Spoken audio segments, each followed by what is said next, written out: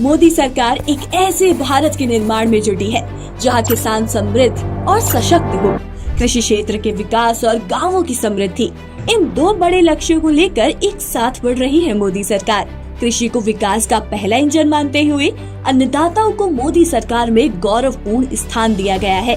6 साल पहले शुरू हुई पीएम किसान सम्मान निधि योजना के तहत अब तक 4.25 लाख करोड़ रुपए किसानों को मिल चुके हैं। ये राशि करीब 11 करोड़ किसानों के खाते में सीधी पहुंचाई गई है। मोदी सरकार के आने के बाद से योजनाओं का 100% लाभ किसानों को मिल रहा है। अब किसी योजना में बिचौलिए, लीकेज और कट का कोई स्थान नहीं रह गया है। आज भारत का खाद्यान्न उत्पादन 330 मिलियन टन से ज्यादा के रिकॉर्ड स्तर पर है। इसी तरह बागवानी से जुड़ा उत्पादन बढ़कर 350 मिलियन टन से ज्यादा हो गया है। ये मुमकिन हुआ है मोदी सरकार के बीज से बाजार तक की अप्रोच, कृषि सुधार, किसानों का सशक्तिकरण और मजबूत वैल्यू चेन के चलते। पिछले कुछ वर्षों में सरकार के प्रयासों से देश में दाल का उत्पादन बढ़ा है।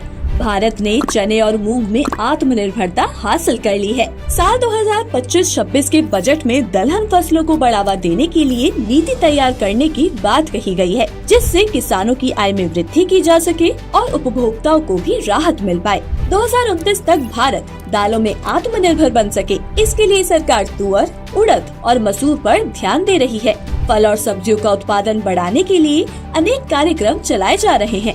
बिहार में मखाना बोर्ड के गठन की घोषणा की गई है। मोदी सरकार के प्रयासों से पिछले एक दशक के बीच अनाज, तिलहन, दालें, चारा, गन्ना, विभिन्न फसलों में 2900 से अधिक नई किस्मों का विकास हुआ है।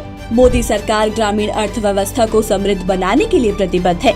ग्रामीण समृद्धि और विकास कार्यक्रमों के ऐलान से रोजगार के अनेक नए अवसरों की संभावना बनी है। मोदी सरकार ने कृषि को विकास का पहला इंजन माना है, जिससे किसानों को विशिष्ट स्थान मिला है। सशक्त गांव और सशक्त ग्रामीण परिवार ही एक समृद्ध राष्ट्र का निर्माण कर सकते हैं, जिस ओर भारत तेजी से बढ़ रहा है।